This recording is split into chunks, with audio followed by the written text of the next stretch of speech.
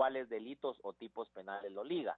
Seguidamente le vuelve a dar la palabra al Ministerio Público para que solicite la necesidad de dictar auto de prisión preventiva y luego a todos los demás sujetos procesales, incluyéndome a mí como defensor.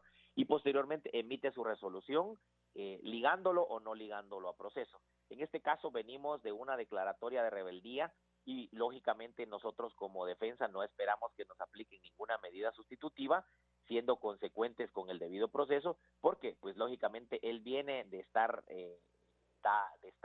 fugado, de estar escondido, de estar sustraído de la justicia y pues lógicamente no vamos a pedir como abogados defensores que le den medidas sustitutivas sabiendo que él fue declarado rebelde.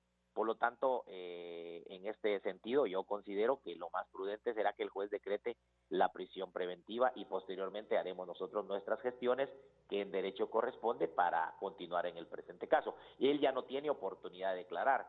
Sin embargo, posteriormente él ya puede pedir una ampliación de declaración y ahí en esa ampliación de declaración él podría dar la versión completa de lo que él sabe sobre este caso. ¿Ya tienen medidas de seguridad? ¿Ya se implementaron de acuerdo a la petición puntual de Monzón, seguridad para su familia? Bueno, sabemos que él está ligado a proceso y que bueno, está en prisión preventiva, pero el resto de la familia, ¿qué pasó con su esposa y con el resto de su grupo familiar más cercano para el que él pedía protección especial? Vea, su familia está, según tengo entendido, su familia cercana, entendiéndose a su esposa y sus hijos, están fuera del país, por medidas de seguridad. El resto de su familia, pues sus hermanos, sus papás, son los que viven acá en Guatemala y cuando él decía a mi familia, pues se refiere a su núcleo familiar en sí, sus hermanas, sus papás y los demás miembros de su familia que viven acá y que también están expuestos y corren riesgo.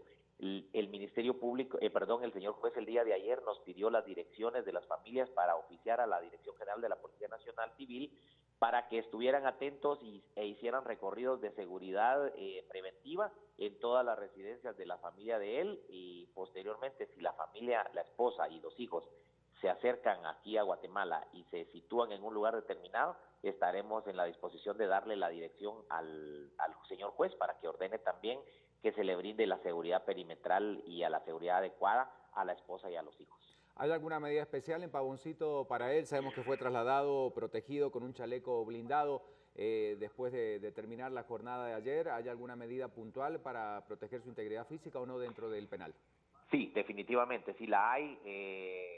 El Estado de Guatemala ha tomado con seriedad la orden vertida por el juez debido a que él decretó ayer las medidas de seguridad y sí está aislado.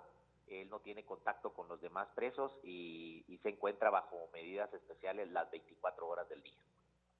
Muchísimas gracias por recibir nuestra llamada. El abogado defensor de Juan Carlos Monzón, Francisco García Gudiel, por escuchar, por supuesto, algunos elementos importantes para terminar de clarificar este tema. Gracias por recibir nuestra llamada. Hoy va a continuar entonces esta audiencia y nosotros vamos a darle seguimiento a este caso en nuestro programa. Exactamente, vamos a seguir todo lo que acontece en cuanto a este caso. Muchísimas gracias. Vamos a seguir con más entonces esta mañana. Vuelta de página con más información. Mundo Económico a esta hora con noticias importantes que destacar. Lo vemos ahí en pantalla, Bonifaz rescinde 50 contratos en el INWAT. Es parte de las noticias económicas que Prensa Libre nos trae esta mañana. En otros temas importantes también tenemos otra que aparece allí en pantalla y dice lo siguiente: Volkswagen no revisa vehículos, es lo que trae la información esta mañana vinculado a este gran escándalo que se generaba. Según los distribuidores en el país no hay carros afectados y la concesionaria dice que es innecesario. Y seguimos conociendo también a nivel internacional lo que nos trae Prensa Libre. Sí, Nobel honra logro contra infecciones intestinales. Esta es la persona que se lleva entonces el Nobel de Medicina esta mañana. La caricatura del día. Prensa Libre presentó.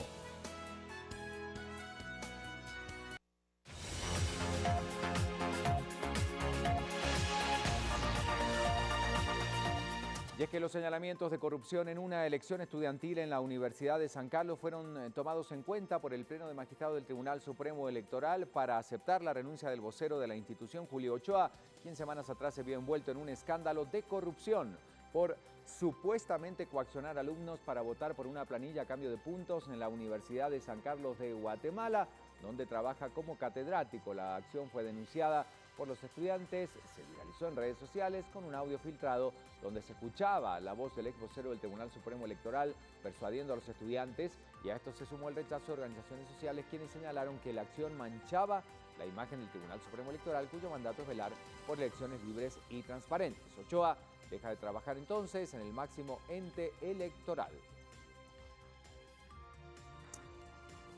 Y de cara a la segunda vuelta de los comicios de este 2015, el Tribunal Supremo Electoral decidió cambiar de sede a 21 centros de votación para garantizar la seguridad ante la conflictividad que se presenta en algunas áreas. Además, acordaron definir que las papeletas en estos lugares donde se van a repetir elecciones serán de color amarillo. El Tribunal Supremo Electoral circunscribió 21 lugares de 8 departamentos considerados conflictivos en donde se realizaron las elecciones el 6 de septiembre pasado. Ahora se realizarán en las cabeceras departamentales. Entre ellos está Brito de Escuintla, Santa María de Jesús de Quetzaltenango, Nahualate 1 y 2, San Andrés Guista, Chichimés, Checoj, El Palmar de Huehuetenango, San Luis, Las Lomas, San Juan Los Llanos, La Estanzuela, Caquil, Belejú de Quiché, Muyurcó de Chiquimula, El Ingenio, Sunso, La Ceiba y la Laguna Mojada de Jalapa, y en Cuesta del Guayabo, Horcones, Conhuaco de Jutiapa. Además, se definió que las papeletas serán de color amarillo en donde se repetirán las elecciones. En tanto, los magistrados conocerán otras impugnaciones que se han presentado. Todas las impugnaciones, como hay plazos para resolver, hemos tenido el cuidado nosotros de que todo esté resuelto a tiempo. Estamos preparados para la segunda elección presidencial. La magistrada María Eugenia Mijangos da cuenta de las revisiones que realizó. Ya el Congreso de la República envió a la Corte de Constitucionalidad este proyecto de reforma y también envió unas enmiendas de curul. Yo las estuve revisando. Así como las acciones en la Corte de Constitucionalidad. En este momento, dentro del proyecto de reforma a la ley electoral y de partidos políticos que nosotros enviamos al Congreso de la República, estaba incluido la reforma al artículo 212, que es una larga lucha de las organizaciones de mujeres.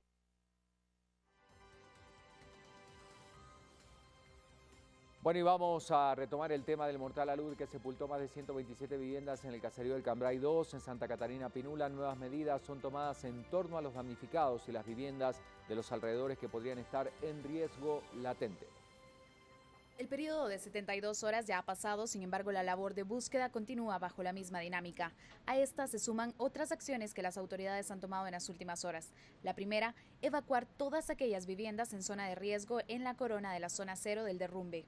Esto a través de la Procuraduría de los Derechos Humanos y 3 geólogos mexicanos que este lunes se incorporaron a la comitiva. El plan de ellos es prácticamente ir a visitar vivienda por vivienda para informarle a las personas que queden dentro del área más crítica nuestra solicitud para que evacúen en forma preventiva, darles información de lo que está sucediendo y de la importancia de proteger las vidas de estas familias. Asimismo, evalúan los terrenos y viviendas a los que se prevé que sean trasladadas las familias que perdieron su hogar. Los montos, locaciones y cantidades de personas aún están por determinarse. Por otra parte, fue habilitada la página www.conred.gov.gt/reportar Cambrai 2, a través de la cual las personas pueden buscar a sus familiares. La página indica si estos se encuentran albergados, muertos o desaparecidos. Si no aparece, los datos pasan a formar parte de las personas desaparecidas. Mientras las autoridades continúan con la labor de búsqueda, la cifra de muertos aumenta, en lo que para muchos se trata de una tragedia anunciada. Bueno, parte de la información a esta hora y continuamos con la información internacional. Vamos entonces con Alejandro.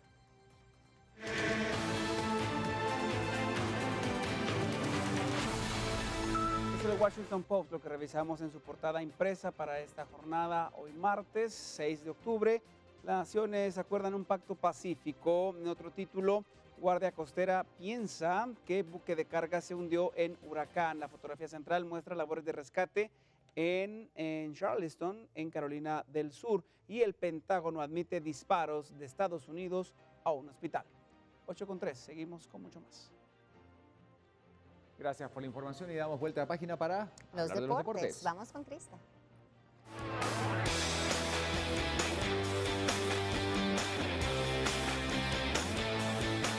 Recorrido en el deporte internacional y hablamos del inicio hoy de la postemporada en el béisbol de las Grandes Ligas. Además, el entrenador de la selección de nuestro país y de Municipal, Ramón Maradiaga, el ex entrenador, es el nuevo estratega de El Salvador.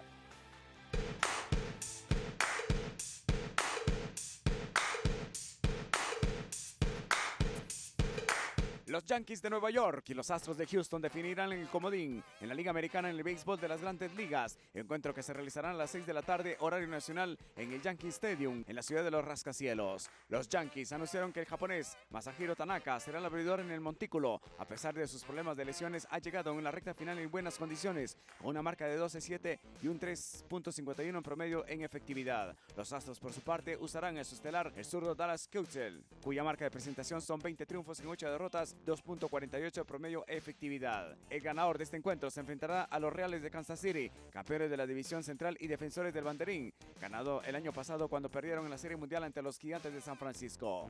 El exentrenador de la selección de nuestro país y Municipal, el hondureño Ramón el Primitivo Maradiaga, dirigió su primera práctica ahora como nuevo estratega de El Salvador, con miras a la eliminatoria de Rusia 2018. Al entreno se hicieron presentes 22 jugadores y como primer reto serán los 2 juegos amistosos internacionales ante Haití el 9 de octubre y Guatemala el 13, ambos juegos a realizarse en los Estados Unidos. El Primi se convirtió en el tercer entrenador de la selecta para este último proceso, sustituyendo a Jorge Rodríguez, quien dirigió de forma interina la eliminatoria frente a Curazao y su contrato vence el 31 de julio del 2018.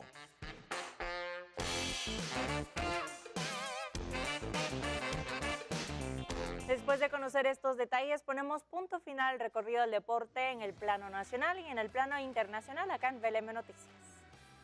Gracias, Crista. Recordamos el hashtag que esta mañana estamos hablando de la entrega de Juan Carlos Monzón y todas las reacciones que se generaron alrededor del testimonio que ayer brindaba ante la justicia guatemalteca. Recuerde que usted puede participar a través de redes sociales, el hashtag VLM Noticias, hashtag Caso Monzón. Juan Carlos Monzón se entregó. ¿Qué opina al respecto? ¿Qué puede aportar? ¿Qué puede ocurrir a partir de las declaraciones que él daba? Tema que hoy estamos poniendo en la mesa para analizar. María René, tenemos más. Sí, Ricardo, seguimos analizando este tema, algo que quizá nunca imaginaron los guatemaltecos o que llegara tan pronto este día. Juan Carlos Monzón entregándose a la justicia de nuestro país. Ayer en la mañana lo hacía y bueno, ya de inmediato conocíamos las declaraciones que se daban en esta audiencia de primera declaración para analizar el tema y ver cómo entonces cambia el rumbo de esta investigación en el caso de La Línea. Esta mañana le damos la bienvenida a la licenciada Ingrid Rivera del Centro de Estudios en Derecho. Ingrid, muy buenos días y gracias por estar con nosotros. Buenos días, gracias a ustedes por la invitación. Sorprende la noticia, ¿verdad?, de la entrega de Juan Carlos Monzón. Bueno, la verdad es que yo creo que en general a toda la población nos ha sorprendido mucho. Yo creo que no se lo esperaba a nadie, ni siquiera el Ministerio Público, la CICIG se lo esperaban y fue